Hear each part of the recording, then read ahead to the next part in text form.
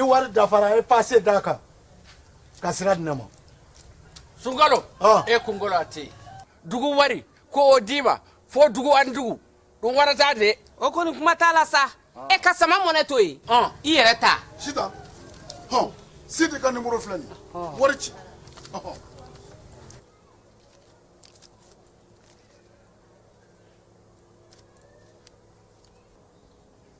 wari sera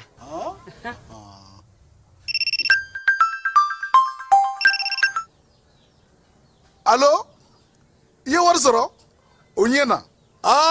tiɲɛ yɛrɛ la ko ni sama bɛ maa min ɲɛ ko n komi t'i gosi ngonga sama mone I yere ta a sɔngɔ ka nɔgɔ ni Mali wari ci sira bɛɛ ye dépôt ye fu ye wari bɛ ci fu ni application ye wa bɔsara ye musaka fitini ye sama mone jini kuran bɛ sara n'a ye crédit bɛ ta n'a ye sanni feere bɛ kɛ n'a ye sama mone ni y'anw maliyɛnw ta ye a y'a si filɛ ka ngalon bɔnda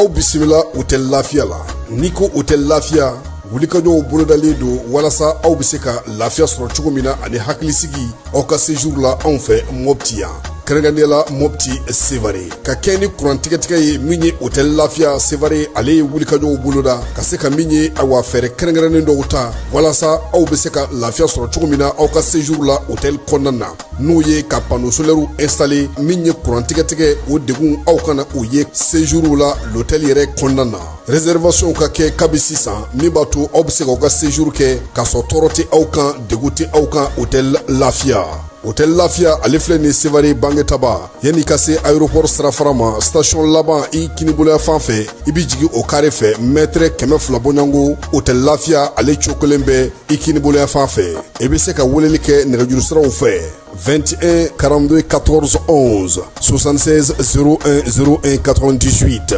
66 78 72 04 hôtel Lafiya référence do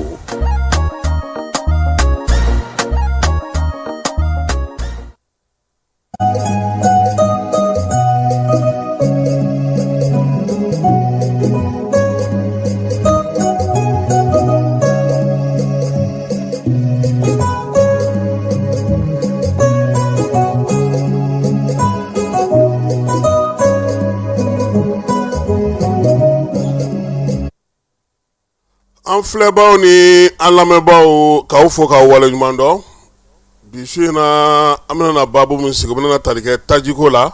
min ye Sulemani Kumare ni ale tɔgɔ ye wele Sulubajɛ Sinakɔrɔ kɔnɔna na an n'ale bɛna masala a bɛna ɲɛfɔli kɛ an ye min ye tajiko la olu ta fanfɛla ye min ye a ko la nka yan'o cɛ sa k'a da o tulo kan ko Mali gouvernement kɔni bɛ ka min ye laɲini caman sigi sen kan basigi ni lafiya bɛ se ka don cogo min o la sa bamanjɔlen jɔ wale kɛbaa minnu bɛ yen n'olu yɛrɛ ma girimanbaw ye musaka kɔni labilara miliyari 2 ni maa min sera ka Iyad Agali ale yɔrɔ dɔn k'a kofɔ mɔgɔw ye Amadu Kufa ni min fana sera ka o yɔrɔ dɔn o ye miliyari 1 ani miliyɔn 500 ye min ye ale kɔfɛ sa maa wɛrɛ bɛ yen n'o ye Mamudu Bakayi Jalo u b'a wele ko Joli bɛ min ye Nampala alias Sidi ye ale ta ye miliyari 1 Algabas Ag Intala o ta ye miliyɔn 500 ye Bilal Ag Sherif miliyɔn 500 min ye Setan Ag Ita o fana ta ye miliyɔn 500 ye ni maa minnu sera ka olu yɔrɔ dɔn jamana ɲɛmɔgɔ kɔni ko sa ko nin kɛkun ye sa ka se k'u yɔrɔ dɔn k'u bugunatigɛ dɔn yaasa ka se ka kibaruya ɲuman di wolomasiri tabaw ma baara bɛ se ka ɲɛ cogo min na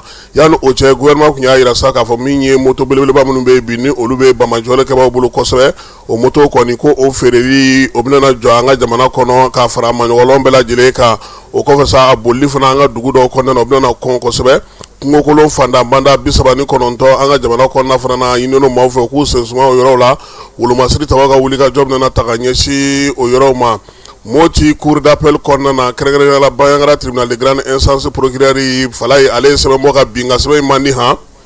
a ko min ye avril kalo tile 24 san 2026 dugu min bɛ yen n'o o ye 5 ye 5 dugutigi n'o ye Musa Sagara ye u taara ale fa ka so ka mugu ci a jɔlen na ka nikɛnɛ karaba o y'a sɔrɔ ba minnu y'o waleya in kɛ sa u kɔni ma se ka ye a kun bɔra dɔgɔjɔ la dɔgɔjɔ min ni a kun bɔra la Banyangrakaw fɛ Banyangra ni 5 ni ɲɔgɔn cɛ u nana ka na nikɛnɛ karaba procureur ka sɛbɛn na n'o ye Banyangra procureur Fala ye a ko ko avril kalo tile 28 ka taa bila tile 29 na min ye nɛgɛ kaɲɛ 23 waati Usman Nantume n'ale ye sɛnɛkɛla ye ale fana taara sɔrɔ a ka so Iregili n'o bɛ Kenje commune kɔnɔna na Bamajɔni wale kaba dɔ taara ale fana ni kɛnɛ karaba ka mugu ci ala k'a fa procureur ko sa ko min ye sabanan ye o kɛra mai kalo tile 30 Abibu Yalikuye ale ye maire ka dangan ye kapu baarakɛla fana dɔ Kenje kɔnɔna na n'o ye centre d'animation pédagogique ye Baɲangara marabolo kɔnɔna na k'u ye o fana sɔrɔ a ka so ka mugu ci o la nɛgɛ kaɲɛ 20 waati kɔnɔ o fana ni o ni kɛnɛ karaba min ye naaninan ye o kɛra mai kalo tile 31 Isa Aka Tapili ale ye min ye Bagel Tupe olu ka maire ka dangan ye dugutigi ka kankɔrɔsigi y'o ye ale fana fara a ka du kɔnɔ nɛgɛ kaɲɛ 20 min ye jɛkulu marifatigi dɔw fɛ maa minnu ma se ka lakodɔn procureur ko sa ko nin bɛɛ kɔfɛ ko sɛgɛsɛgɛliw wulilen n'o ka jɔ ko yaasa ka maaw ɲini maa min ye nin faali ninnu kɛ ka se k'u bila kiiri tigilamaw ka bolo kan ko k'a yira bɛɛ la ko sariya kɔni bɛna n'a ka baara kɛ ni maa ninnu ni tɛgɛ sira ka da u kan nin ye min ye Baɲangara procureur n'o ye Amadu Bema Konate ale de ye nin sɛbɛn in fasiri juin kalo tile 2 a ka communiqué o don Bamanci wale ni wale kɛlɛli hukumu kɔnɔna fala ye wolomasiri tabaw kun na wuli ka jɔ belebeleba kɛ Kayi mara la kɛrɛnkɛrɛnnenya la Kayi ka bɔ Sandare ka taa Kayi bolimafɛn minnu jɔlen don olu bɛ se ka don cogo min na ka na Bamakɔ sira minɛ ko baaraw bɛna daminɛ o la sa juraw ka tɔnba min bɛ yen ni Seru Nuru Ɲangi ye o ɲɛmaa ye olu ni douanelakaw ye barosigi kɛ Kayi jagokɛlaw fɛ baara bɛna kɛ cogo min na ni mobili bɛna boli cogo min na k'o bɛɛ lajɛlen ɲɛfɔ u ɲɛna yaasa baara bɛ se ka kɛ ka ɲɛ cogo min na Diogar la drogue tɔni 161 tasuma donna o de la bi OCS maaw fɛ ni ɲɔgɔnna ma deli ka kɛ fiyewu an ka jamana yɛrɛ kɔnɔna kabini drogue minɛyɔrɔ ko in sigira sen kan san 2010 min ye kalo 6 baara kɔnɔ sa colonel major Fuseni Keta n'a ka maaw fala ye u ye fara kari ba la han sabula u ye min kɛ nin ye ni ɲɔgɔnna kun famana ka kɛ ko ka foli tanu ta ka ɲɛsin u ma kɛrɛnkɛrɛnnenya la foli bɛ se ka k'u ye conseil des ministres ale ko ka lycée kura 2 jɔ fala ye miliyari 7 n'a kunkanfɛ Badugu Nafajikaw fɛ ani Segukaw fɛ a fɔ ma ko lycée d'excellence o k'an ka jɔ musaka bɛɛ lajɛlen bɛna bɔ jamana ale yɛrɛ kun bi kun ye Sajo Kamara ale ka suma yɛlɛmali tile 40 sarakaw bɔra bi fala ye an bɛɛ lajɛlen ɲɔgɔn sɔrɔ Kati Malibugukaw fɛ kuranɛ kalan kɛra dugawu don kɛra saraka bɔ o fana kɛra maa baden de taara kɛnɛ kan wa hali bɛɛ kun tɛ se ka ɲɔgɔn ye o hukumu kelen fana kɔnɔna na fala ye Ɲorodi Sahɛlikaw fɛ olu ye bɔlɔn belebeleba dɔ ta sa k'o tɔgɔ da Sajo Kamara la baara in kɛra kunungo gouverneur n'o ye Ɲorodi Sahɛl gouverneur ye général de brigade Ali Anaji ale yɛrɛ tun bɛ kɛnɛ kan dugudenw kafɔtigiw ni denmisɛnw ni kamalenw bɛɛ lajɛlen bɔra min ye Jawelikaw ka kin ɲɛmaa ye n'o ye dugutigi ye ale yɛrɛ y'i dantigɛ gouverneur yɛrɛ Sajo Kamara ka taasira a ye min kɛ wolomasiri tabaw ka baara kɔnɔna na n'a ye fasodenw ni fasodenw kanu minnu kɛ ani ka wolomasiri tabaw ka baara minnu kɛ ale fana y'o bugunatigɛ k'o ɲɛfɔ maaw ye bɔlɔn min dalen filɛ nin Sajo Kamara la nin ye ko waleɲuman dɔn don sabula min ye Ɲorodi Sahɛlikaw ye u ŋunana kuma o kuma k'u ɲɛsin Sajo Kamara ma fala ye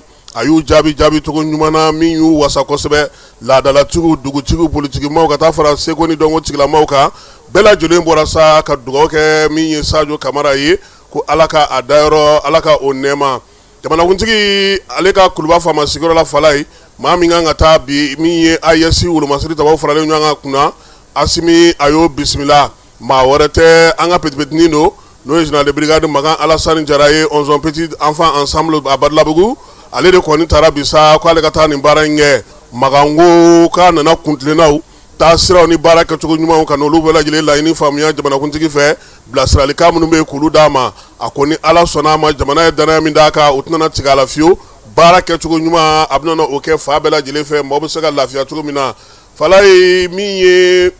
juin kalo tile 4 n'a tile 3 ye sa an b'a yira maaw la sa k'a fɔ ko min ye Washington o dugu kɔnɔna na wulikajɔ belebeleba dɔ kɛra ye wulikajɔ min n'o bɛ tali kɛ halisa Iran ni États-Unis ka ko la ko min ye Américains ka wasabulon ye fala ye olu ko sa ko k'a yira bɛɛ lajɛlen na ko min ye u ka wasabulon ko ka kɛlɛ jɔ han ko kɛlɛ kɔni ko k'o jɔ pewu ko kɛlɛ ko kuma kɔni ko tɛ se ka ɲɛ nin waati in na cogoya si la o kɔfɛ bɛɛ lajɛlen b'a kalama fana k'a fɔ ko Benin jamana ɲɛmaa ale bɛ munumunu salo la hali bi ta kun ye Togokaw fɛ ye Nigeria Niger ni Burkina Faso tɛmɛnen kɔfɛ sa a lamini jamanaw a taara min ye Togokaw fana fɛ yen min ye Urandakaw fɛ yen Urandakaw y'a yira sa k'a fɔ ko olu kɔni bɛnkan min tun bɛ olu ni Royaume-Uni ni ɲɔgɔn cɛ n'o ye Ngilɛw ye olu murutira o ma han o ma diya olu ye olu tɛna sɔn o ma min ye Afrique du Sud ye sa siya woloma kɛlɛ belebeleba o b'olu ni Mozambique cɛ o kɛlɛ in kɛlen don ka kɛlɛ mankan caman wuli nin waati in na wa min a kumaw cayalen don fana Madagascarkaw fɛ sariya suman min bɛ yen n'o bɛ kiiriko ɲɛfɔ sa ale y'a yira sa ko nɔminɛli kɔni kan ka ta ka ɲɛsin kiiri tigilama dɔw yɛrɛ ma koyi sabula k'u ye waleya kɛ waleya min tun bɛ na ni fanga dagatili ye o la sa min ye o ko in fana ye o kɛlen don ka mankan wuli olu ka sariya bulon kɔnɔna na Egyptekaw fɛ yen lujuratɔw ko ka olu dɛmɛ min ye baɲumankɛ tɔnw fɛ yaasa baara bɛ se ka sigi sen kan cogo min na o baaraw n'o kumaw olu bɛɛ lajɛlen sigira sen kelen kan an bɛ se ka min fɔ kuma la kumaba la su in na o ye nin n'Ala sɔnna a ma sɔɔni an ka maa welelen an b'ale ladon kɛnɛ kɔnɔ. Agence Dunia Travel Service a ko a bɛ bolo labɛnw daminɛ na ka ban o tuma na aw minnu b'a fɛ ka hiji kɛ damu lakana ni basigi kɔnɔ Agence Dunia a kɛn bɛ k'o fɛɛrɛ bɛɛ lajɛlen tigɛ ka hiji kɛcogo ɲuman kalanw bɛɛ lajɛlen labɛn ka bila aw ɲɛ min ye k'a dɔn siyɔrɔ ni damu ye ka surunya aw ka bato kɛ yɔrɔw la dumuni lakika sanuma o bɛ tobi ka bila aw ka bolo ka saga n'a ka waati bɛɛ lajɛlen la dɔgɔtɔrɔ jolenw olu bɛ aw nɔfɛ hiji kɛ yɔrɔ ani bato kɛ yɔrɔ wɛrɛw bɛɛ lajɛlen la yɔrɔ bɛɛ ani waati bɛɛ baw bolo kuma dɔ o ka wusa ne de sen ka di ye Agence Dunia Travel Service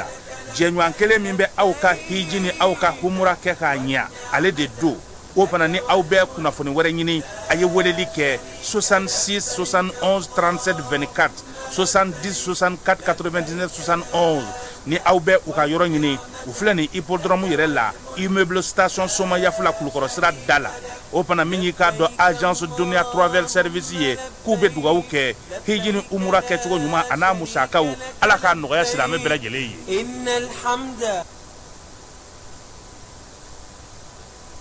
Lajɛlen aw minnu b'a fɛ ka voyager k'a sɔrɔ a ma degun sɔrɔ a ka voyage kɔnɔna na compagnie de transport Somatra u y'a kanu ka na ni kari kura caman ye kari minnu dilanna norme kɔnɔna na aw ka lafiya kama a suspension wo a climatisation a siège wo n'i ye kari jɔlen ye foyi tɛ jigin kɔnɔ i bɛ se ka don a kɔnɔna na cogo min na Somatra e ka kari Somatra ne ka kari Somatra anw ka kari o hukumu kɔnɔna na kari ninnu bɛ sira ta don ko don Bamako Segu San Moti Kucala ka taa se Sikaso ma Keɲeba Kita o ma ɲina Yoro di Sahel maaw kɔ ka taa se Kolokani Jijeni fo ka taa se Bɛnma ma Somatra fiɲɛ foroko Somatra ka wuli hɛrɛ la ka se hɛrɛ la ayiwa client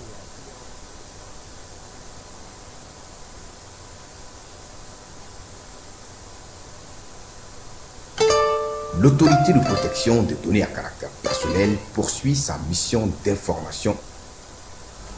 An filɛbaw ni an lamɛnbaw an y'a fɔ aw ɲɛna cogo min an ka bi su in na maa bisimilalen o ye Sulemani Kumare nka a bɛ dɔn a dugulen tɔgɔ la Sulubajɛ Sinakɔr kɔnɔna na ale ka jɔyɔrɔ ye secrétaire général adjoint ye su in na an n'a bɛna masala min na o ye tajiko ye tajiko olu chauffeur ka fanfɛla bɛ cogo min a bɛ min dɔw la an nana baro kɛ o la Sulubajɛ i ni su i nana an ka wele jaabi bi a diyara n ye kosɛbɛ an b'i fo k'i waleɲuman dɔn o la an b'a fɛ k'a dɔn sa min ye Mali ye nin waati daba in na tajiko kuma a cayalen don a gɛlɛyara kosɛbɛ hali n'o y'a sɔrɔ sa an tɛ aranbaw ye yɔrɔw la aw yɛrɛ ka Sinakɔr fanfɛla la kɛnɛ kan aw ye mun lakɔlɔsi a ko la. Kasuma an b'i fo fɔlɔ i ni ka jama ka bɛɛ lajɛlen fo ka Maliyɛn den kelen-kelenna bɛɛ lajɛlen fo jamana ni Ala ka a kolo suma n b'a dɔn ne tɔgɔ fɔla ka ban ne ye Sinakɔr secrétaire général adjoint de ye n tɔgɔ ko Sulemani Kumare mais bɛɛ b'a fɔ ma ko Sulubajɛ i ye ɲininkali min kɛ n bɛ se ka dɔɔni jaabi a la Kasum jamana n'i y'a mɛn jamana fɔlɔ fo ka jamanadenw de ka kɛ jamana fɛ ni gɛlɛya tala ka si jamana ma jamanaden kelen-kelenna bɛɛ lajɛlen kan k'a dɔn ko nin waati nin ko a ka gɛlɛn bɛɛ kan k'i tilen de ka jamana nin de bila sanfɛ ni maa mun tilen ka jamana bila sanfɛ dɔrɔn i b'a ye dɔrɔn a ko bɛ gɛlɛya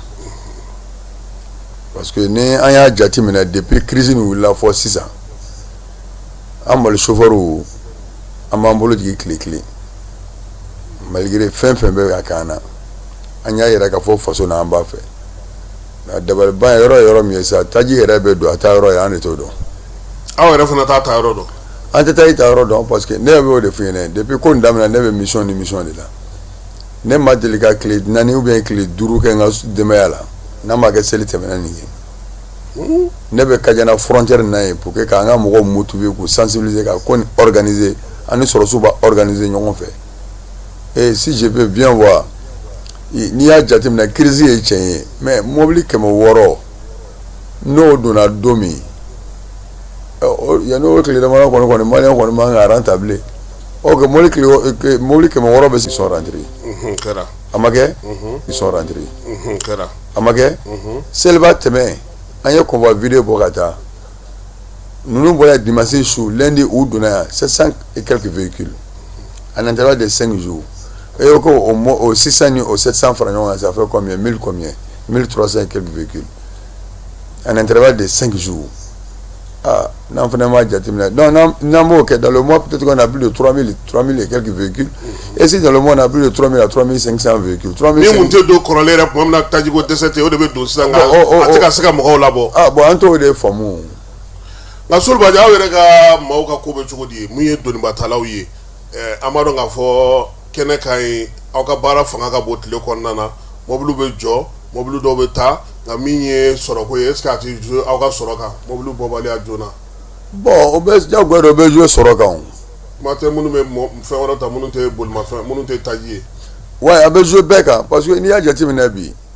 rotation tun bɛ kɛ cogo min na a tɛ ka kɛ ten bilen i n'a fɔ sisan dɔrɔn mɔbiliw min bɛ na ka na jɔ Kayi ka tile joli kɛ ka kunɲɔgɔn joli kɛ bon i kɔni b'a dɔn kɔni k'o bɛ dadigi jamana sɔrɔ la a bɛ na ni gɛlɛya ye. maa mun ye kibaruya sɔrɔ ko Kayita labɛn bɛ sen na ko tile filɛ k'u kan ka bɔ. oui Kayita labɛn bɛ sen na hali kɔsan na an ye dɔw labɔ o an ye caman labɔ o mais u nana o donna Soni Kungo cɛ parce que problème bɛ yen bi an ka tiɲɛ fɔ anw bɛ ka baara kɛ anw ma ban baara ma anw sɔnna faso nin ye anw sɔnna jamanatigi ye anw tɛ politique mɔgɔ ye anw tɛ président ko dɔn anw tɛ gouvernement ko dɔn an ye baarakɛla de ye kɛnyɛrɛye o anw b'an ka patron de lajɛ ka baara kɛ mais n'i kan ka baara kɛ i n'a fɔ sisan sara bɛ cogo min na bi n'i ye Kayi problème gɛlɛya bɛ Kayi bi o ye sira nin de ye o. Kayi sira yɛrɛ de man ɲi. sira yɛrɛ de tɛ yen sira tɛ Kɛɲɛba sira tɛ Kayi. o tuma a bɛ ka boli dugukolo jalan de kan. mais ni convoi yɛrɛ wula ni sɔrɔsiw bɛ ɲɔgɔn fɛ n'an wula ka na mɔbiliw bɛ na se yɔrɔ dɔ la tuma dɔ mɔbiliw bɛ kale ka jɔ taga yɔrɔ tɛ yen sobarikɛ yɛrɛ bɛ taa yɔrɔ min a t'a dɔn dɔw yɛrɛ bɛ don bɔgɔ la dɔrɔn n'a tɛ yan dɔn a bɛ bɔ ka bin n'ale bɛnna sira tigɛla. a bɛɛ bɛ jɔ. fɛn fɛn bɛ kɔfɛ a bɛɛ bɛ to yen o sɔrɔsiw bɛ fɛrɛ ka taa ni mun bɛ ɲɛfɛ. donc ce qui veut dire que hali lakanabaliya in yɛrɛ kɔfɛ gɛlɛya yɛrɛ sira yɛrɛ de goudron tɛ yen. goudron de tɛ yen. o de la a bɛ tile 7 kɛ sira fɛ k'a sɔrɔ a ma bɔ Djiboli ka se Bamakɔ yan. n ko sira yɛrɛ de tɛ yen ka sɔrɔ n bɛ min f'i ɲɛna i t'a dɔn i bɛ taa an bɛ siraba bila anw yɛrɛ chauffeur an ye sira bila ka siraba min bɛ yen an bɛ bɔra k'a bila ka taa sira wɛrɛ de créer bin kɔnɔ. ah donc aw ye sira yɛrɛ to yen pewu. ka créer bin kɔnɔ ka kɛrɛfɛla sira dɔ dilan bin kɔnɔ sa a bɛ se ka tɛmɛ. an bɛ tɛmɛ mɔbiliba yɔrɔw dilan o yɛrɛ ye mais o bɛɛ n'a ta n'i nana ka na se tuma dɔ i bɛ bloqué. parce que aw fana ka girin doni caman doni ka girin. ah mais n'an ma caman ta mɔgɔ bɛ mɔgɔ bɛ jɔ a la minɛ. hali sira min filɛ nin ye n'an bɛ min nɔfɛ Kajana sisan de Ɲuguni à Kajana de Kajana jusqu'à Kɔlɔnjɛba sira yɔrɔ dɔw tiɲɛnen don ni samiya donna sisan mɔgɔ b'a miiri ko ravitaillement bɛ kɛ a tɛ kɛ o. o fana sira tiɲɛnen don wa. mais sira sɔgɔsɔgɔla ye ka na kɛ jigin kɛ fan bɛɛ fɛ ne y'a filmer ka fɛn bɛɛ kɛ k'a ci mɔgɔ tɛ se ka fɔ ne ma ko k'u t'a kalama o an bɛ ka Ala deli wa an b'a fɔ mɔgɔ si fana ye ko an tɛ baara kɛ dɛ an ko les points noirs soulignés point noir ye jumɛn ye an b'o fɔ bamanankan na pour que mɔgɔw k'a faamu point noir ye yɔrɔ mun man ɲi yɔrɔ mun tiɲɛnen don kojugu i y'a faamu u ka fɛɛrɛ kɛ k'olu datugu a ma fɔ ka goudron da la dɛ. ah dingɛ bɛ yɔrɔ min na k'olu geren dingɛ bɛ yɔrɔ min na an ma fɔ mɔgɔ si ka goudron kan dingɛ bɛ yɔrɔ min na an k'o yɔrɔ ninnu geren yaasa samiya la aw ka se ka baara kɛ. voilà ne y'olu gerenna sisan i b'a ye dɔrɔn a gɛrɛtɛla dɔrɔn ka yɔrɔ ninnu geren dɔrɔn hali n'a poussière lamɔra an bɛ boli a kan n'o dun tɛ kɛ dun. o de y'a la gɛlɛya yɔrɔ ye sisan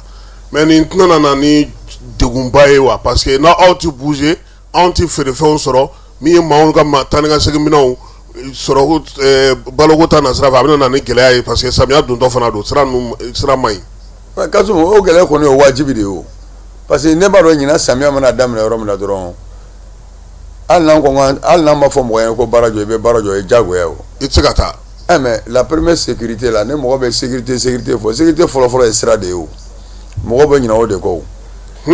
Sécurité fɔlɔ ye sira de ye o n'i y'a mɛn ko sɔrɔsi bɛ taa intervention kɛ sira de bɛ yen o.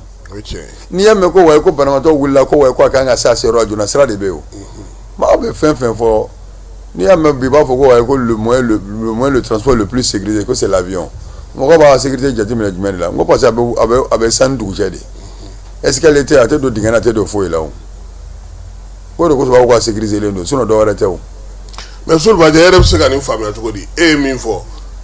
tile 5 citerne 1000 ani kɔ o tile 5 kɔnɔ o citerne 1000 ka ban Bamakɔ kɔnɔna yan fana maaw bɛ kule la ani Mali fan bɛɛ ko gasoil tɛ e yɛrɛ bolo gasoil sɔrɔbaliya in kun ye mun ye. Bon o de kan ka ɲɛɲini sisan parce que moi je trouve ne tɛ se k'a faamu cogo si parce que a kɛmɛ yɛrɛ anw mun yɛrɛ b'a bori anw yɛrɛ bɛ ɲini ka décourager hali sɔrɔsiw b'a convoyer comme olu tɛ ordre ko ye sinon n'i y'ale y'olu ɲininka olu yɛrɛ bɛ décourager parce que e bɛ baara min na n'a fɔra ko e fa ni ba ou bien dɔgɔ ni denw ko halisa aw bɛ ka aw yɛrɛ di ka fɛn bɛɛ kɛ ko halisa ko jamana kɔnɔ k'a b'a fɔ ko ça ne va pas e yɛrɛ bɛ ɲugu i yɛrɛ la o. A bɛ n'a fɔ i bɛ ka sanjikɔrɔ wɔsi kɛ sa. O sanjikɔrɔ wɔsi don anw chauffeur yɛrɛ t'a dɔn sisan fɛn min don an bɛ taa ta ka na n'a ye an b'an bolo jigin an bɛ ka taa su ni tile ka na wa a bɛ taa min o ka fɛn fɔ an bɛ fɛn min faamu. Aw kɔni bɛ na n'a ye. An bɛ na n'a ye.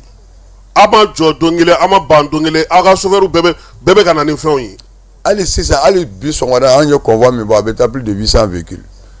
Ka bɔ Kajana ka na. Ayi vide min taga la. Vide minnu seginna ka taa. Min taga la olu bɛ taa sari olu bɛ na min. U bɛ na yan de. Voilà donc o ka fɛn fɔ an ye fɛn mun de bɛ ka empêcher fɛn jumɛn de don. Ayiwa minisiri ale ni juraw ye lajɛ kɛ bi a ye fɛn 2 fɔ a ko a fɔlɔ ko taji bɛ taa jigin yɔrɔ dɔw la k'olu tɛ yɔrɔ ye taji kan ka jigin yɔrɔ min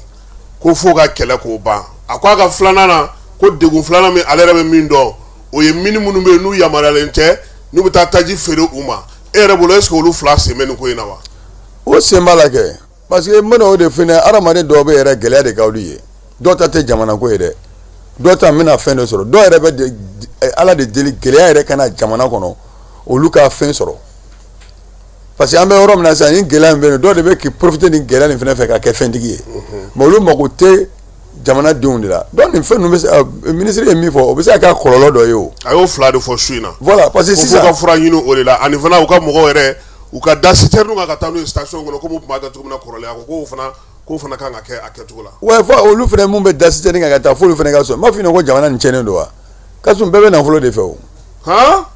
Ni ye min dala kan ka taa n'a i taara ka taa ale yɛrɛ bolo tɔrɔ min k'a d'a kɔ ye n'ale sɔnna i ta ma ale b'a ta minɛ ale b'i kɔ don de o. O de la citerne caman tun tɛ ka ye station na. Voilà donc baara in kan ka kɛ cogo min na fo tu sais que jamana ye jamana de ye. Sariya n'a bɔra jamana kɔnɔ a kan ka kɛ jamana. Ɲɛmɔgɔ kan k'i jɔ a ɲɛmɔgɔ jɔyɔrɔ la. A banna. I ye min fɔ a ka lawaleya i yɛrɛ ka wuli k'i jɔ fana k'a sɛgɛsɛgɛ. O de bɛ kɛ. Mais n'i ye mobili di sisan ko wa ko karimasina da mobili kan ka taa e ɲɛmɔgɔ ye dalen bɛ e ko nin ka taa n'a ye ale mana taa ko dɔ kɛ ko dɔ kɔnɔ yarɔ ça ne peut pas continuer comme ça ça ne se comprend pas.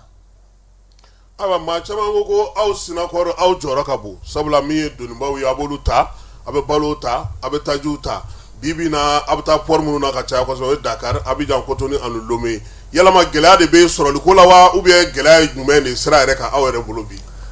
An ka gɛlɛya min bɛ sira kan bi o dan ye sarako nin de ye Kasum b'o de f'i ɲɛna sira de tɛ yen n bɛ min f'i ɲɛna Kɛɲɛba sira tɛ yen Kayi sira tɛ yen.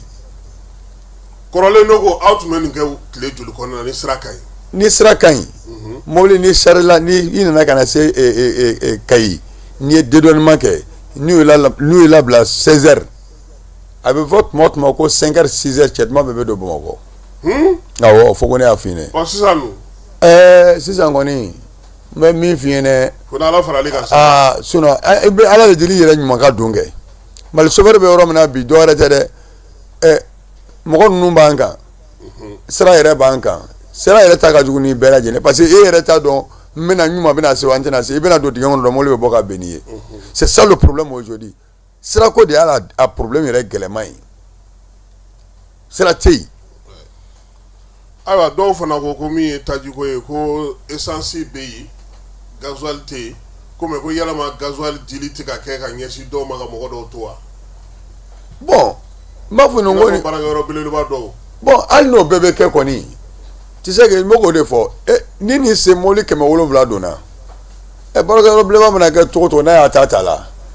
en intervalle de 5 jours ni mobili 600 donna mun b'a bali ko wa ko a tɛ ye station na donc ka fɛn de fɔ an bɛ min faamu a baarakɛlaw yɛrɛ an bɛ mun yɛrɛ an bɛ nin ka décourager tu sais que chauffeur an b'an yɛrɛ ɲininka de. maa fɔra ko kɛrɛfɛ feere fana ka ca la dɛ ko sugu caman de bɛ yen sugu dogolenw pɔmpisiw tɔgɔ bɛ fɔ a la station gérant tɔgɔ bɛ fɔ a la station ɲɛmɔgɔw tɔgɔ bɛ fɔ a la min ye mobili minnu bɛ taa ta douane yɛrɛ la ka n'a feere k'olu bɛɛ lajɛlen bɛ donnen don sugu jugu kɛrɛ sigili la jamana kɔnɔ. mais ni contrôle tɛ ko la olu ko ninnu bɛ kɛ o sinon n'i ye contrôle yɛrɛ minnu kan k'u ka baara kɛ olu de bɛ taa k'u ka baara kɛ. olu tɛ k'u ka baara kɛ n tɛ k'o de kuma f'i ɲɛna ne kan k'e contrôler e ni ne tigɛ bɛ ɲɔgɔn bolo ne ka mun b'a la. a taara a ma taa o tɛ ka se. ça c'est pas un problème maintenant. station dɔ bɛ Bamakɔ nin y'o kalo 3 ye gasoil kelen ma jigin u ka station kɔnɔ. sinon ni jamanatigi y'a fɔ sisan k'a fɔ station fɛn fɛn filɛ Bamakɔ mobili fɛn fɛn donna essence n'a gasoil u k'a répartir a station ni bɛɛ lajɛlen ɲɔgɔn cɛ k'i jɔ k'a suit a k'a jigin a k'a feere. a bɛ ɲɛnabɔ.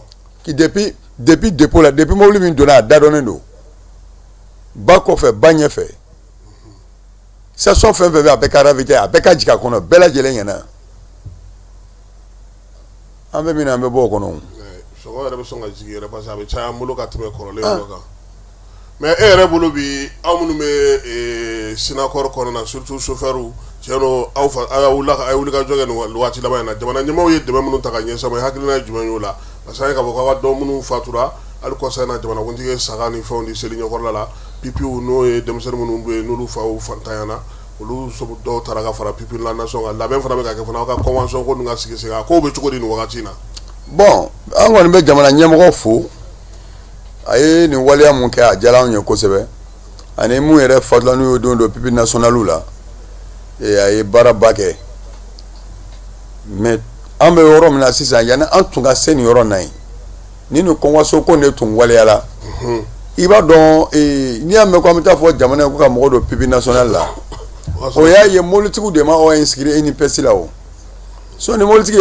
ni mɔgɔ ta la chauffeur ni inscrire no INPS la INPS bɛ den ta o INPS bɛ den ta o de y'i ka assurance ye o accident mana kɛ nin ye fɛn fɛn mana kɛ nin ye INPS bɛ jɔ n'a ye mais n'o tɛ kɛ jamana min kɔnɔ dun donc jagoya an bɛ jamana ɲɛmɔgɔ de ye o ni ko min kɛra an bɛ taa da jamana yɛrɛ ɲɛkɔrɔ k'an dɛmɛ a la o.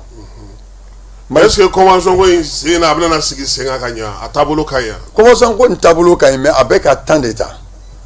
parce que moi ne tɛ k'a faamu sɛbɛn min don a waliyala a yɛrɛla k'a fɔ a ni kɛli ka kan mais ni fɛn min ni kɛli ka kan ka ban sariya dɔ ka taa moi j'ai dit il y a un décret qui est là qui dit que la carte d'affiliation du compte à la sécurité sociale est un document de transport o ko waliya dɔrɔn n'o tɛ mɔgɔ min ka mobili kɔnɔ dɔrɔn i sen bɔra la o. aw yɛrɛ y'o fɔ siɲɛ caman y'a mɛnɛ. an y'o fɔ siɲɛ caman. ne yɛrɛ bolo y'o de ta k'o de ɲɛnabɔ ko pour que aw ka se a ko ka se ka teliya. olu ye min ta u y'a yira k'a fɔ ko wa ko u bɛ ka labɛn mun kɛ an bɛ k'u lamɛn sinon ne ɲinɛ ko le décret présidentiel là c'est un décret présidentiel le gouvernement c'est une continuité et ni ko min fɔra ka ban ko wa ko nin de ye sariya ye a bɛ kɛ sariya de ni mɔgɔ min m'a waleya i ka mobili kɔnɔ la carte d'affiliation n'a t'i ka mobili kɔnɔ a fɔra ko mobili document de don. a tɛ i man ka tɛmɛ mobili man ka boli. mobili man ka boli ni carte grise t'i ka mobili la i bɛ taa min ni assurance permet la i bɛ taa min ni visite permet la i bɛ taa min a fɔra ko carte d'affiliation n'a tɛ mobili min na mobili min cahier kɔnɔ ko wa ko mobili man ka boli mais munna mobili bɛ boli munna o kuma tɛ fɔ. hali nin waati nin kɔnɔ an filɛ nin ye sa depuis nin ko ninnu daminɛ parce que an tɛ se k'a fɔ ko prime de risque le chauffeur m'a déjà risqué sa vie depuis lors a ye permis ta don min na ka don mɔbiliba nin kɔnɔ ça c'est un risque c'est un travail risquant o ye an ka hakɛ dɔ ye an ka hakɛ dɔ ye mais a risque bɛ ta mun de kan INPS de kan u kan ka mɔgɔw don INPS la o la olu bɛ i jɔ n'i ka fɛn bɛɛ lajɛlen n'i ye accident ko fɛn fɛn y'i sɔrɔ ni ko fɛn fɛn y'i sɔrɔ accident de travail o mais e yɛrɛ bolo munna ninnu bɛ ka ban ka aw don INPS la aw chauffeur don INPS la munna mais jamana de tɛ wa jamana yɛrɛ de don kɛ si l'INPS kɛlɛ la moi je trouve qu'ils sont pas compétents fɛn min kan ka ɲɛ aw ma a kɔni bɛ wari la don u kun fɛn min kan ka wari la don i kun a tɛ ka mɔgɔ nana yir'i la k'a fɔ ko anw bɛ an t'aw ka sariya kɔnɔna na an bɛ ka baara kɛ an tɛ k'an ka hakɛw sɔrɔ an ka ɲɛmɔgɔ a y'a f'u ɲɛna k'an t'aw ka sariya kɔnɔna na yaasa an bɛ se ka balo cogo min na k'an ka baara kɛ an la hakili latigɛlen o kan ka kɛ olu yɛrɛ bolo sababu ɲuman parce que aw ka ca cogo min n'aw donna INPS la a bɛ sɔn ka u bɛ bugunen sɔrɔ a kɔnɔ a bɛ bugu kɛ a bɛ bugu parce que an ka ca mais n'i y'a ye k'olu t'o kɛ bon non on comprend pas aw ko jamana sariya de don mais est ce que aw ni gouvernement ka sigi ka fɔ laban ninnu na u y'a kuma fɔ k'a bɛna na kɛ yan o ko a ma k'a bɛ kɛ o ko a ma k'a bɛ kɛ o ko ma u bɛna dispositif dɔ bila en place pour que a ko k'a kɛ an kɔni n'a fɔ aw yɛrɛ ni gouvernement bɛnna fɛn minnu kan a caman teliyara ka o yɔrɔnin de sumayalen don o yɔrɔnin de sumayalen don halisa anw yɛrɛ ka militants yɛrɛ filɛ waati bɛɛ u bɛ kuma u b'a fɔ ko nin bɛ kɛ don jumɛn nin bɛ kɛ mais an b'a ɲini mobilitigiw yɛrɛ fɛ u yɛrɛ k'u ka responsabilité moi je dis d'abord merci bon comme société tɔgɔ fɔ ninnu Toguna kɔni bɛ fo voilà bon d'accord donc an bɛ Toguna fo an bɛ GDCM fo an bɛ se ka voilà an bɛ se ka Serwal fana fo parce que voilà Suwati fana ye dɔw fana kɛ i y'a faamu voilà mais il faut que Mali voilà Mali mobilitigiw yɛrɛ kan k'a dɔn k'a fɔ ko ka mɔgɔ inscrit a b'ale yɛrɛ lafiya ka tɛmɛ inscrit baliya kan et parce que quelqu'un qui n'est pas inscrit qui fait 20 ans chez toi n'a wulila ka droit nɔfɛ sariya la don min na i bɛ sɛgɛn dɛ i bɛ sɛgɛn mais n'i y'a inscrit ka ban e yɛrɛ bɛ lafiya ale yɛrɛ bɛ lafiya bon chauffeur yɛrɛ filɛ yɔrɔ min na bi malgré nin bɛɛ bɛ kɛ an bɛ souhaiter dɔw fo n tɛna mɔgɔ tɔgɔ fɔ ka taa yɔrɔ jan dɔw bɛ yen bi oui u bɛ ka prime de récompense parce que an tɛ se k'a fɔ prime de risque c'est des primes de récompense le prime de risque là ça doit se reposer l'INPS ni INPS ma mɔgɔ don INPS kɔnɔ e bɛ taa i ka vie risque k'a fɔ ko i bɛ taa prime de risque mobilitigi jumɛn fɔ k'a b'a d'i ma mobilitigi jumɛn bɛ se k'e ka vie garantie mobili bori depuis an y'a daminɛ don min na c'est un travail qui est risquant donc i bɛ inscrit INPS la de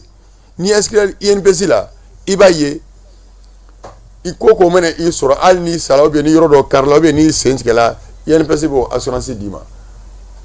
i bɛ se k'i yɛrɛ dɛmɛ n'o ye hali n'i sara i ka denw o tɛ ɲɛ kan bon maintenant an bɛ kɔlɔlɔ min kɔnɔ nin ye sisan an bɛ k'a ta ka na mobilitigi dɔw bɛ yen o ka sira t'a la o même ka chauffeur récompensé o tɛ se la ka kɛ il peut pas il y a plusieurs opérateurs économiques et les transporteurs qui sont là o tɛ se k'u ka chauffeur ka récompenser k'a fɔ i ni cɛ i ni baraji vraiment nin baara bɛ yɔrɔ min na ou bien an ka situation falen comme aw yɛrɛ bɛ degun kɔnɔ aw bɛ jatigɛ wale b'aw la aw bɛ ka taa nin don o don ka na vraiment nin jala an ka nin d'aw ma a tɛ se o munna dɔw tɛ se sinon n bɛ se ka société dɔw f'i ɲɛna sisan Seliba nin ɲɛkɔrɔ la a ye plus de 250 000 francs d'a ka chauffeur ma Chelsea an bɔra o ta kalama n kɔni ma tɔw ta mɛn ale y'o kɛ k'aw kɛ ka seli kɛ a y'o di chauffeur ma k'o ka a ma mɔgɔ bɔ mɔgɔ la a y'o kɛ o u bɛ mɔgɔ nisɔndiya baara la donc u bɛ mɔgɔ nisɔndiya baara la mɔgɔ kan ka mɔgɔ nisɔn ni waati gɛlɛya nana a ye mɔgɔ a bɛ hakili don baara a ma fɔ i ka caya sa donc a bɛ ɲini ka na kɛ i b'a fɔ gouvernement yɛrɛ bɛ ɲini ka na fisaya o ma n'aw yɛrɛ ka patron ye sa kɛ mais gouvernement ka fisaya ma kɛ parce que an bɛ kule gouvernement nɔfɛ an bɛ min ta dɔn an b'o de fɔ parce que n'i y'a kɛ chauffeur ye chauffeur b'o de fɔ n'i y'a ma min ta fɔ an ma bɔ a kalama de c'est ça c'est notre même mobili dɔ a ka chauffeur ma ka juru don la ka na tila ka na fɔ ko bon ko wari tɔ min tora ko n yafala ko bon ko n ye mobili da ko a filɛ a papier n'a fɛn filɛ i ta don an b'o fɔ o ou bien Seydou ale ka ɲi maa caman ko an ma ko n'an bɛ Tajiko kuma fɔ k'an dan ye Bamako ye ko bɛɛ ka kule bɛnnen don Bamako ma o tuma togoda ninnu ni marabolo kɔnɔnaw la aw bɛ taa yen cogo di o labɛnnen kelen don cogo di bon sisan i b'a dɔn région de bɛ yen n kɔni bɛ min dɔn mobili fɛn fɛn bɛ bɔ Sikaso o b'olu kɔnte fɔ Moti Kucala yɔrɔ ninnu na ka taga dɔw bɛ na yan o b'o bɔ yan ka taa n'u ye Segu bon Tajiko yɛrɛ gɛlɛya ye min ye bi i kɔni b'a dɔn jamana in bɛ yɔrɔ min na degun bɛ jamana in kan bɛɛ b'a dɔn ka taa ni taji ye wo kɔnɔna ninnu dɔ la tuma dɔn a ma nɔgɔn bon taji ninnu yɛrɛ bɛ taa tuma dɔ la a yɛrɛ kan ka taa dugudenw ma yɛrɛ a kɔmanialen b'olu ma n y'o de fɔ hadamaden n'i nata bonyana kojugu i bɛ kɛ fana b'a kumaniya dugudenw ma mais jamana an yɛrɛ tɛ yan ne b'a dɔn ko n kan ka wari sɔrɔla wo dɔ kɔnɔ yan fɛ n bɛ taa n'a ye de o u bɛ sira fara n'a ye n bɛ sira fara n'a ye de o a région caman bɛ kule la bi dɛ Segu ni moti ni san olu kɔni min kana baara yɛrɛ bila ka dugu yɛrɛ bila pe Segu yɛrɛ ta ka jugu a bɛɛ ye bi. Mais c'est ça. Segu procureur bɔra ko ni maa min minɛna la ko 1000000 k'i b'o de sara. Nin bɛ yɔrɔ min na n bɛ min f'i ɲɛna jamana nin fɔ an bɛɛ lajɛlen ka dan kɔnɔ k'a fɔ ko foyi tɛ ni Mali tɛ. I ye tabusi o i ye nabusi o i ye maliyɛn jeli b'i la o jala k'a fɔ foyi tɛ ni faso nin tɛ gɛlɛya tɛ foyi ɲa ka fɔ mɔbili mɛnna sira kunna a ma na o de kosɔn wa nin man kɛla bi ko an bɛna dɔ fara fɛnw kan k'a di mɔgɔw ma o tɛ fasoden ɲumanya ye k'a fɔ carburant de tɛ ka sɔrɔ bi ko an ye mini min sɔrɔ ko ko wo dɔ bɛ yɔrɔ la fɛ ko n'an tɛna ou n'an y'a dogo yɔrɔ la ye ko an bɛ fɛn sɔrɔ la o tɛ fasoden ɲumanya ye. Donc fo bɛɛ lajɛlen k'a bila ko degun min bɛ yen bi pour que jamana mɔgɔw k'a dɔn k'a fɔ ko wayi ko an sɔnna an ka jamana nin an bɛɛ kan ka jija de ka nɔgɔya de kɛ ɲɔgɔn ye. Sori Badji est-ce que nin san laban in na ani nin kalo laban ni nin tile laban ninnu na taji minnu bɛ ka don Mali kɔnɔ est-ce que o ɲɔgɔnna tun bɛ don kɔrɔlen waati min yɛrɛ la gɛlɛya tun tɛ yen siraba bin ka gɛrɛtigɛ aw tun bɛ taa aw sagona ka na aw don wala est-ce que nin ɲɔgɔnna tun bɛ don. Bon an tɛ se k'a fɔ a ɲɔgɔnna tun tɛ don parce que o waati fɛnɛ sera i b'a dɔn rotation position tɛ kelen ye Kɛɲɛba bɛ don Kayi bɛ don Segu bɛ don Sikaso bɛ don Kajana bɛ don o waati la ni tajitigi y'i ka taji dédouanement kɛ ka fɛnw kɛ dɔrɔn ni i natɔla a ka di ye i b'a jigin yɔrɔ min ka di ye n'a ye diya y'a jigin Segu n'a ye diya y'a jigin Sikaso n'a ye diya y'a jigin Bamakɔ yan bon bi ta dun t'o ye bi ta a bɛ na bakun fɔ Bamakɔ yan fɔlɔ Bamakɔ ta bɛ bɔ la fɔlɔ min kan ka taa Segu bɛ taa parce que n'i y'a jateminɛ sira min kan ka bɔ Lomé ka na don Kucala fɛ i bɛ taa sɔrɔ o mɔbiliw tɛ ka taa bilen kuri datugulen don voilà u bɛ ka tɛmɛ Hɛrɛma kɔnɔ fɛ ka na fɔ Bamakɔ yan donc o bɛ na ni kɔlɔlɔ dɔ ye mais o si tɛ problème ye problème ye min ye mun bɛ na n'a ye olu bɛ ka kɛ u sago de ye. Voilà parce que i kan ka fɛn min sɔrɔ bi n'i y'a bila bi ka sinikɛnɛ kɛ yarɔ a ntanya bɛ kɛ mɔgɔw la tarde donc ça c'est un manque à gagner so n'a nana bi n'i y'a di bi sinikɛnɛ ta mana na sɔrɔ bita tun tɛmɛna i b'a ye a bɛ dɔ bɔ ko ninnu na. Aw yɛrɛ bɛ caman ɲɛdɔn ko in na Sinakɔr kɔnɔna na aw ye fɛɛrɛ jumɛn sigi yaasa nin ko in bɛ se ka nɔgɔya taji bɛ se ka sɔrɔ teliya la an ka siraw bɛɛ lajɛlen jamanadenw bɛɛ lajɛlen fɛ. An kɔni bɛ ka décourager ka taa de parce que adamaden baara ye fɛn dɔ ye n'i bɛ baara kɛ n'a tɛ dɔn i b'a ye a b'i fari non mais a tɛ ka dɔn parce que an bɛ ka chauffeur bɛ ka fɛn bɛɛ kɛ ani sɔrɔsiw ka fɛn bɛɛ kɛ mais an b'a ɲɛ b'a la waati bɛɛ n'i yɛrɛ nana ka na ye mɔgɔ bɛ ka ara minɛ tile nin kɔrɔ la tugun i yɛrɛ bɛ sin dɔ ka décourager e bɛ su ban baara la e bɛ tilefan baara la pour que jamana ka lafiya mais o bɛɛ n'a ta ko o ko tɛ ka ɲɛnabɔ donc a bɛ mɔgɔ décourager a bɛ jigin an kɔnɔ. K'aw ma hakili la jagabɔ k'a ka Sinakɔr la ka fɛɛrɛ dɔ fɔ gouvernement ye parce que aw fana b'u nɔfɛ aw n'u bɛ baara kɛ ɲɔgɔn fɛ bon bɛ se ka ban cogo min na. An kɔni bɛ an ka fɛɛrɛw sigi sen kan mais an ka préoccupation fɔlɔ yɛrɛ ye min ye o de ye sirako nin fɔlɔ ye. Parce que sira bɛ yɔrɔ min na n'a tora an tɔgɔ la an laban bɛ sɔn ka baara jɔ. Mais ne taa yɔrɔ tɛ an bɛ taa min. A tɛ se k'a ta kɔni. Nka an tɛna se k'a ta. A tɛ se ka boli. An bɛ boli cogo di. An bɛ taa min fo ka fɛɛrɛ kɛ ka nin sira ninnu de. C'est que fo an ka ɲɔgɔn lajɛ ka ɲɔgɔn ɲɛ lajɛ ka tiɲɛ dɔ fɔ ɲɔgɔn ɲɛna. An ma ban baara ma mais ni sira tɛ an b'a kɛ to diɲɛ dogo don mobili bɛ ka ben mɔgɔw bɛ ka sa mɔgɔw bɛ ka bana. An bɛ maɲumako min kɛ bi na ka ni donni ala kelen pe de b'a dɔn Mali chauffeur bɛ fo dɛ kasu Mali chauffeur bɛ fo a kari borila aw ni kɔti kɔrɔ minɛ ko ten wallahi kari borila fara moliba borila kan bi na bɛɛ bɛ fo kana kari ninnu lajɛ ta k'u bɛ taa kana dɛ ninnu ni maɲumako de bɛ ɲɔgɔn na sira yɛrɛ n bɛ min yɛrɛ tɛmɛna Jijeni ka ban c'est fini n ko Jijeni ka jan fo Kolokani ka bɔ Kolokani yɛrɛ ka tigɛ da Jijeni kan o yɛrɛ ye fɛn dɔ ye tugun sira tiɲɛnen don an yɛrɛ bɛ bɔ yen tuma min na o mɛnna dɔɔni kan o y'a sɔrɔ sira kɔni mais min fɛnɛ i bɛ hali goudron morceau ta ye a bɛɛ ye dingɛ de ye mais mun na an t'olu kumaw fɔ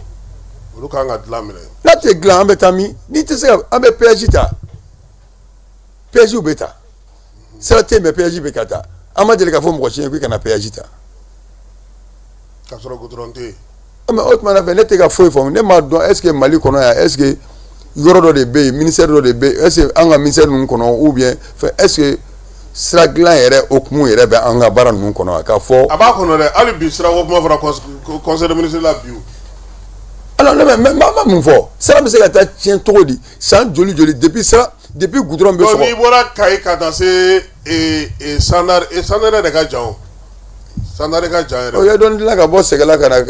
Jɛfɛla na o y'o dilan dɔɔni o ka fisa dɔɔni o. o y'o kɛ goudron kura fɔ o nana machine ninnu jeni yɔrɔ mun na. sinon o yɔrɔ ninnu tun dilannen don. mais yanni sira ka cɛ anw b'a ye an bɛ taa jamana caman na ni dingɛ bolo ka goudron dɔrɔn i tɛmɛtɔ i segintɔ i bɛna sɔrɔ i y'a datugu. mais anw ka jamana kɔnɔ dingɛ de bɛ bɔ goudron na k'a sɔgɔ tile dama na i bɛ taa mɔgɔ dɔ ye tuma dɔ la o bɛ mɔgɔ dɔw ta bɛnni b'u bolo pelle b'u bolo o bɛ taa goudron de ta ka kɛ dingɛ kɔnɔ mɔbilibaw de bɛna tɛmɛ o kan k'olu repasser. olu yɛrɛ t'a digi. k'a mun digi e ma ye n'i bɛ yɛlɛ k'a bɛɛ bɛ kɛ gugugugugugugu a b'i balancer fan bɛɛ fɛ wa nin ye mun ko sugu ye. donc baara ka d'a ɲɛdɔnbaw ma sa quoi. baara ka d'a ɲɛdɔnbaw ma. minnu b'a dɔn b'a kɛ a ka se ka kɛ ka ɲɛ yaasa a ka se ka boli. Sulubajɛ an b'a dɔn k'a fɔ chauffeur caman tulo b'i la su in na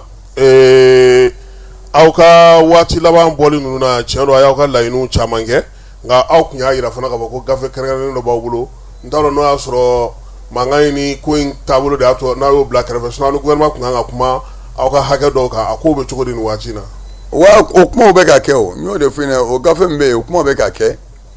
i b'a dɔn ni fɛn min fɔ waati ma se a tɛ fɔ fɔlɔ. ni mɔgɔ y'i wele parce que an taara CCB la an ye kumaw sigi ɲɔgɔn kan an ye laɲini caman kɛ bon a baaraw bɛ ka kɛ hali kɔsan na k'an to Kajana o taara réunion dɔ la a baaraw bɛ ka kɛ donc an b'a to i b'a dɔn gouvernement sariya ye fɛn dɔ ye fɛnɛ a tali ma nɔgɔ a bɛ taa n'a ye dɔɔnin mais n'a tala kɔni bɛɛ bɛ lafiya. ayiwa dɔw ko n k'i ɲininka ko aw yɛrɛ b'a fɛ Mali transport ka labɛn cogo di a kan ka sigi sen kan cogo di yaasa aw chauffeur aw ka lafiya sɔrɔ mɔbiliw fana ka mɛn sen na min ye jamanadenw ye olu ka wasa sɔrɔ. parce que k'o ye siniɲɛsigi k'o ye hakilijagabɔ kan ka kɛ o la aw fana ka tɔn kɔnɔna na syndicat kɔnɔna na. ouais an bɛ nin fɛn ninnu caman fɔ o Kasum problème ye min ye pour que transport yɛrɛ k'a yɛrɛ sɔrɔ i b'a dɔn fɔlɔ la Mali kɔnɔ n'i ye transporteur ye i ye transporteur ye n'i ye commerçant ye i ye commerçant ye n'i ye opérateur ye i ye opérateur de ye baara ka di a tigiw ma i m'a faamu dontigi ka kɛ yen siraw ka dilan mɔgɔw ka bila u ka condition kɔnɔ parce que e bɛna wari sɔrɔ sisan e y'i ka opérateur ye e bɛ taa mobili 100 san ou bien mobili 200 san k'i yɛrɛ ka doniw ta ne min ye mobili 1 san ne bɛ doni jumɛn ta. a donc ne bɔra opérateur la n kɛra transporteur fana ye.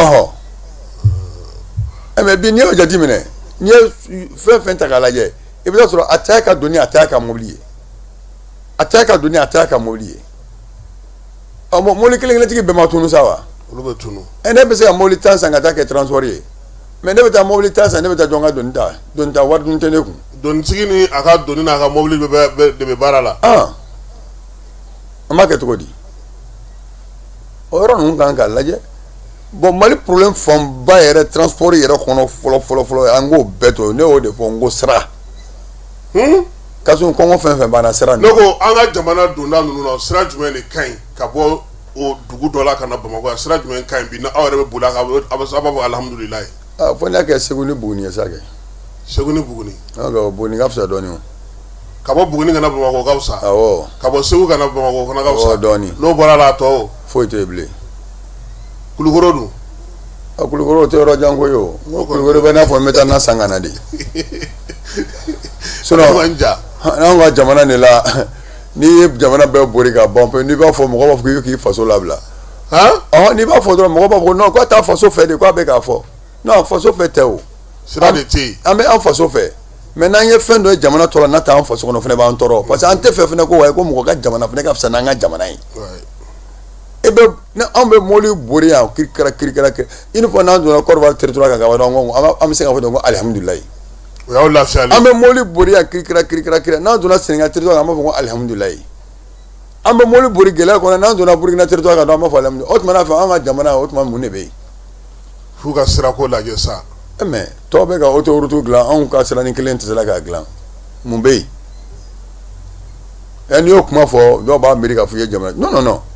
a bɛ fɔ de. an kɛlɛyalen de don tɔw la sa fo k'an ka wuli ka jɔ de k'an cɛ. c'est ça. k'u ta ɲɔgɔnna kɛ fo ka tɛmɛ u la. mais mun b'a to siraw fana tɛmɛ a fɔ ko doni caman bɛ kɛ siraba kɔnɔ wagati dɔ la Madina tun ko ka mɔbiliw tigɛ o ko bɛ cogo di bi. wa mɔbili tigɛ an sɔnna mɔbili tigɛli ma o an yɛrɛ y'u dɛmɛ k'a fɔ ko ka mɔbiliw tigɛ o Kasum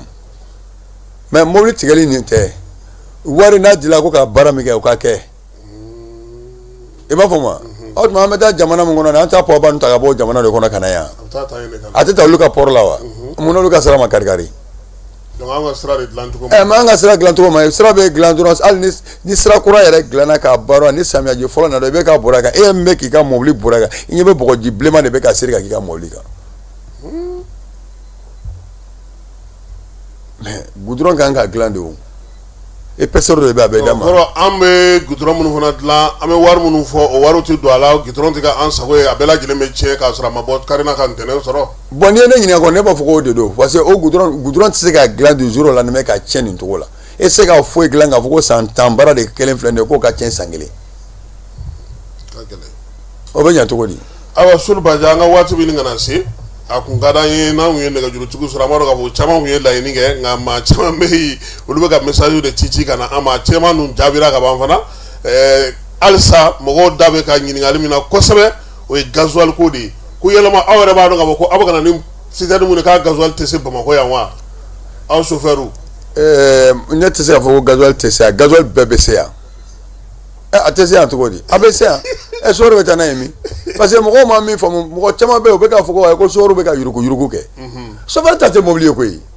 chauffeur sago t'a yɛrɛ la koyi chauffeur bɛ baara kɛ mɔgɔ dɔ de bolo fo ka faamu n'i ka patron ko ko i jɔ yan fɛ ou bien taa n'a ye yan fɛ e ye baarakɛla i bɛ taa n'a ye de e ta tɛ o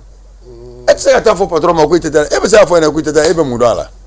ale e y'ale ka ciden de ye. e ye ciden de ye e ye baarakɛla de ye o e dan ye ka taa Abidjan ka na n'a ye Bamakɔ n'u ko ko fɛnɛ ko bɔ n'a ye Bamakɔ ka taa n'a ye Kulukɔrɔ bɛ taa n'a ye n'u ko ko bɔ n'a ye Bamakɔ ka taa a bɔn dingɛ kɔnɔ yan fɛ i bɛ taa bɔn yen de. donc e sagona tɛ taji di cogo n'a fɛn ko cogo la. ayi e ka foyi t'o la e ta tɛ o. donc aw tɛ se ka don yuruguyurugu la. an bɛ don mun yurugu an bɛ mun de dɔn a yuruguyurugu la. ni diɲɛ dogo don sogo fɛn fɛn tulonkɛ diɲɛ dogo don ka mɔgɔ ka citerne ta ka taa n'a ye kɛrɛfɛ ko a bɛ taa i jɔ hali kɛrɛfɛ gansan i y'a faamu wa k'a sɔrɔ patron ma bɔ a kalama o yɔrɔ kɛ polisiw b'a minɛ i b'a mɛn ko wa ko chauffeur dɔ tun bɛ fɛ ka citerne suɲɛ. polisiw bɛ t'i minɛ. mais an b'a ye Bamakɔ yan wa citerne vide na k'a vide yan ka t'i jɔ ko a b'a ka gasoil jigin bin essence ka taa kɛlɛ kɔrɔ ka taa ka na ko a b'a jigin ko ka taa n'a ye so kɔnɔ o nana minɛ.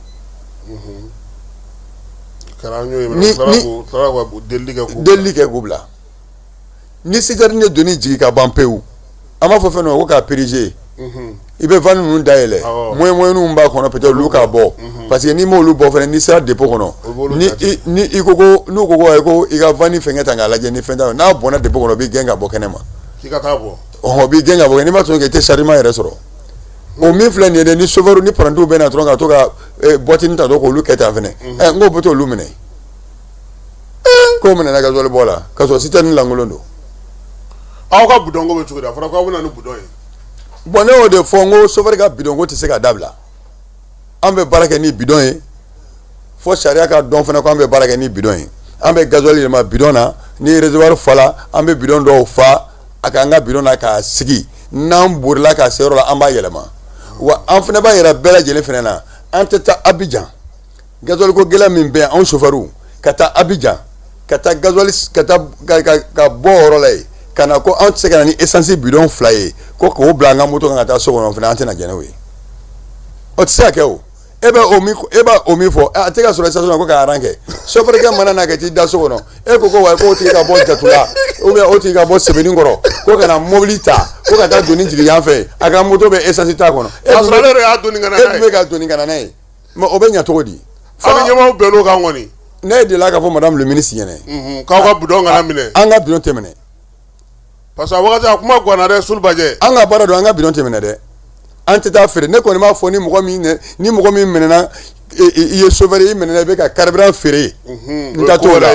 mais chauffeur kɛ ka na ka bɔ voyage la a ka essence bidon 2 b'a bolo ou bien voiture dɔ b'a bolo gasoil bidon 2 b'a bolo n bɛ taa yɛlɛma kɔnɔ ko fo i k'o minɛ n'o m'o dabila a laban an fana bɛ sɔn k'an ɲin bɔ a la dɛ. a hakili a ye ɲɔgɔn faamu o yɔrɔ la o. an kɔni y'a f'u ye. bon an ye dɔ fana mɛn tiɲɛ don waati sera ka fala i na hakɛ to an ye o ye kariw minnu bɛ yen n'olu bɛ mɔgɔw ta i n'a fɔ sisan misali don Sumatra bɛnkɛ Jara u taatɔ bi an ka jamana kɔnɔna na taji tɛ yen u bɛ mun ta ka bila u kun k'o bɛ minɛ u la fana. Bon n'i y'a jate minɛ sariya bɛ fɛn bɛɛ la o. Papier bɛ dɔw bolo a la dɛ. Bon ni papier bɛ min bolo maa k'o tigi minɛ o parce que sariya bɛ fɛn bɛɛ la parce que taji kari kɔnɔ a bɛ taa min taji man ka don kari kɔnɔ taji kari kɔnɔ a ka gɛlɛn dɔɔnin mɔgɔ de bɛ mɔbili. u b'a fɔ ko n'olu taara voilà taji tɛ sɔrɔ yen ka sigi. voilà bon sisan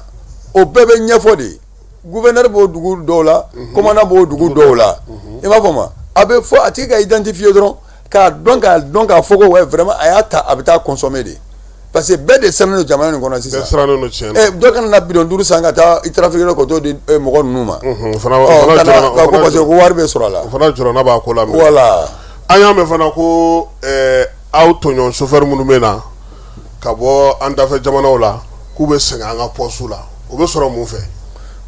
Kasu ni ɲininkali in diyara n ye kosɛbɛ n y'o de fɔ n ko sariya n'a taara bɛɛ ka baara kɛ n'a ye i b'a dɔn an bɛ génération min kɔnɔ bi n'i ye ne ɲininka ne b'a miiri k'a fɔ mɔgɔ mɔgɔ n'i donna baara la bi i tɛ baara yɛrɛ fɛ mais i bɛ baara kɔnɔna de fɛ. tɔnɔ min bɛ sɔrɔ a jɔyɔrɔ la. i b'o de fɛ sinon an ma se o la o n'i tiri jɔ mɔgɔ dɔ ma ko n'a fɔra ko wayi ko peut-être que wayi ko infraction ka fɛngɛ e yɛrɛ ka jamana kɔnɔ sira tɛ yen fɔlɔ n'e ko i bɛ taa fɔ mɔgɔ dɔ ma ko pine kɛrɛ gɔlo la ou bien ko o taara cun dingɛ kɔnɔ o nana ka na se e ma ko o ka sasi gɔlɔlen don ou bien ko o ka fe dɔ bɛ yen ko feere gabari dɔ tɛ k'a minɛ ou bien ko wayi ko ka fɛn feu rouge dɔ karilen don ko i bɛ to olu bɛɛ sɛbɛn parce que infraction prix yɛlɛlen don e dun b'a dɔn n'i ko mɔgɔ ma ko a ka 37 500 sara fɛn na mobili infraction dɔw la ten ou bien ko fɛn dɔ ten i b'a dɔn kɔni i kɔni y'a tigi bila kɔni k'i ni deli ka na peut-être 2000 bien 1000 d'i ma o cɛ nkalon ne bɛ se ka 7000 bɔ min k'o d'i ma ye ne mana mobilitigi yɛrɛ wele a b'a fɔ ko ne taara faamaw dɔgɔya ko wayi ko ne tɛ maɲina ne ka baara b'a da fɛ ne b'o kɛ cogo di sisan. mobilitigi b'o fɔ fana fɔ aw ma. mobilitigi b'o f'i ma kɛ aw ko wari min b'i bolo e tɛ se k'i débrouiller ka taa ni o ye i ni mɔgɔw ka bɛn a la wa. frais de route.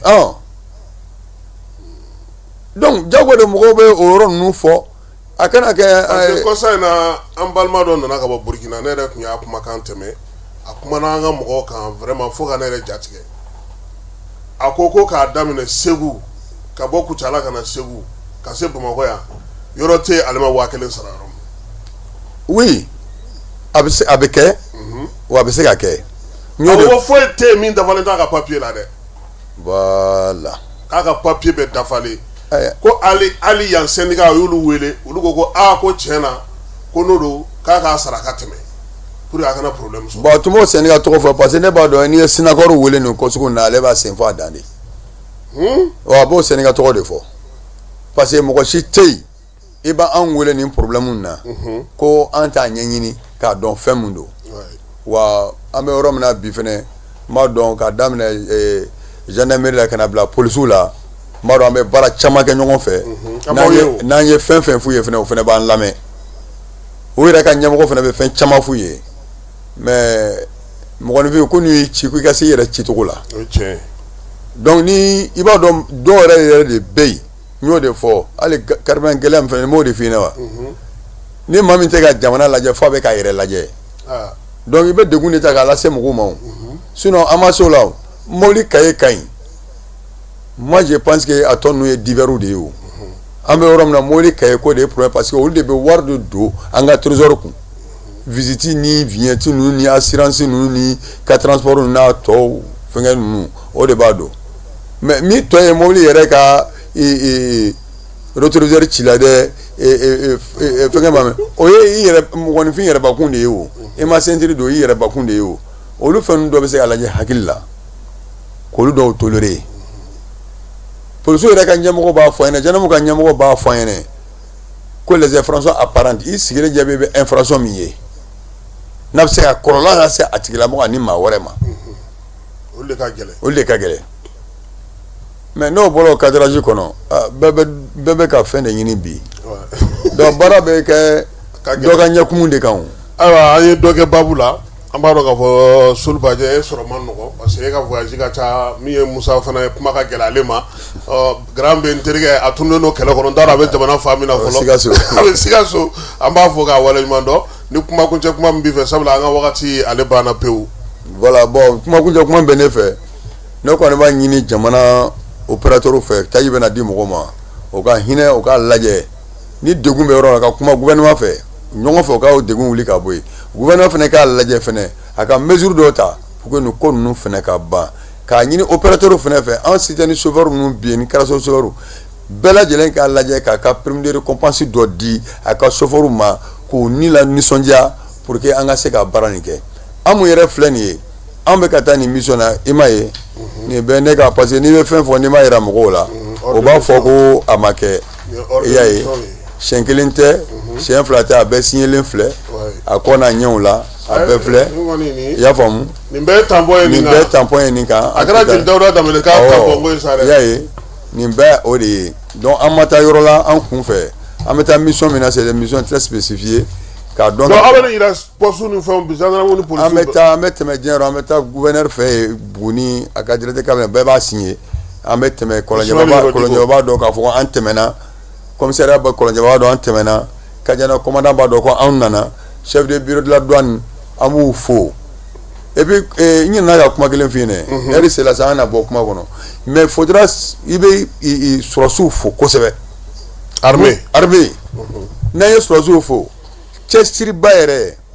o ye chef de bureau min bɛ Kajana a ma se tɔgɔ fɔ la sa mais ni ko chef de bureau Kajana ka ban a n'a ka maaw k'u fo kosɛbɛ o bɛ cɛsiri min na an ye téléphone dumandu ye minɛ voilà parce que mobili mana don togo togo ni chef de bureau ni n'a ka maaw da t'u ye sunɔgɔ t'u ye a mana kɛ togo togo ni mobili min bɛ fɛnkɛ dɔrɔn k'u labɔ k'u bila ka na u bɛɛ kɛlen don k'u ka baara bɛn a ma nin wagati in na olu kɔni kɛmɛ k'u ka a problème ye Bamakɔ de ye yan sa o donc problème kɔni ye yan de ye problème ye Bamakɔ de ye donc n ka kumacɛ kumana de ye nin ye sinon waati laban na capitaine dɔ tun b'an bolo yen ko capitaine Abu Kamara tiɲɛna a tali tiɲɛ yɛrɛ yɛrɛ a baara kɛla ɲɛ bi naani ma wa maaw lafiyala baaraw kɛla sɔrɔsi fɛn fɛn bɛ Kajana n b'a bɛɛ lajɛlen fo ka doyen bɛɛ lajɛlen fo ka gendarmerie Kɔlɔnjɛba commissariat k'u bɛɛ fo mais ka ɲini mobilitigiw fɛ tugun mun ma kɔfilɛ u ka chauffeur la o ka kɔfilɛ chauffeur la dɛ degun bɛ yen dɛ wa sirako in ka ɲini an ka minisimuso fɛ a ka lajɛ jamanatigi fana a ka lajɛ fana o ka sigi sira ma sinon an bɛ jɔ dɛ awɔ ayiwa Solibajɛ an b'i fo Sulemani Kumare Solibajɛ a bɛ dɔn o de la kosɛbɛ Sinacor secrétaire général adjoint ale de nana ka na an ka kɛnɛ ɲɛnamaya bi an b'a fɔ k'a waleɲuman dɔn ka chauffeur bɛɛ lajɛlen fo Mali chauffeur bɛɛ minnu bɛ siraw ka Bamakɔ kɔnɔna ni Mali kɔnɔna na ani diɲɛ fantɔw bɛɛ lajɛlen fɛ minnu bɛ taa ni ka segin kɛ k'u bɛɛ fo cɛsiri ni timinandiya la don o don baara kɛ ko ɲuman a bɛ se ka kɛ cogo min na bi u bɛ fo wolomasiri tabaw k'u bɛɛ lajɛlen fo k'a daminɛ polisiw la gendarmew eaux et forêts ka taa se gariw n'a tɔw bɛɛ lajɛlen ma fɛn fɛn bɛ tajiko in na k'a bɛɛ lajɛlen fo k'a waleɲuman dɔn ɲɛmaaw minnu bɛ Bamakɔ yan o fana ka dɔ fara wulikajɔ ni cɛsiri kan yaasa taji a bɛ se ka don a donyɔrɔ la cogo min na jamanadenw bɛɛ lajɛlen ka laɲini y'o ye i ye kuma min fɔ anw yɛrɛ bɛ segin o kan n y'a mɛn ɲɔgɔnna doniba tala tɛ ɲuman de bɛ sɔrɔ i la ɲuman sira fo sira de ka dilan ka ɲɛ an ka jura dɔ bɛ Sénégal n tɛna n'a tɔgɔ fɔ a ko ɲinan samiya ale ka mobili kelen tɛ bila sira kan ka na parce que ale ka mobili minnu yɛrɛ bloqué len don fɔlɔ n'olu ma se ka yan sɔrɔ n'olu donna samiya kɔni mana jigin ɲinan ale ka mobili bɛ to Bamakɔ yan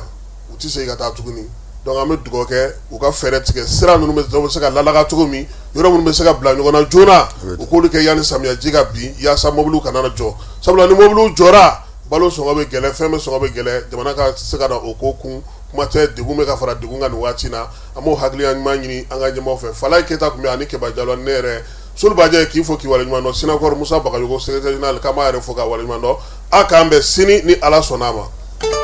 L'autorité de protection des données à caractère personnel poursuit sa mission d'information et d'accompagnement des usagers. Cette fois-ci, c'est au cœur du grand marché de Bamako que l'APDP mène une vaste campagne de sensibilisation. L'objectif est clair, informer, sensibiliser et accompagner les commerçants et les entrepreneurs s'y trouvant dans l'accomplissement de leurs formalités déclaratives devant l'APDP. Au-delà de l'accompagnement,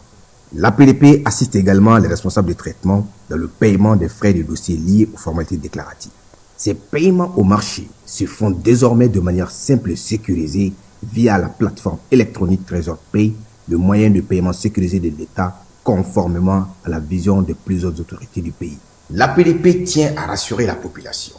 Les missionnaires sont facilement identifiables grâce à leur gilet, leur badge avec un ordre de mission officiel. Tous les paiements se font exclusivement de manière électronique et donnent lieu à un reçu en bonne et due forme.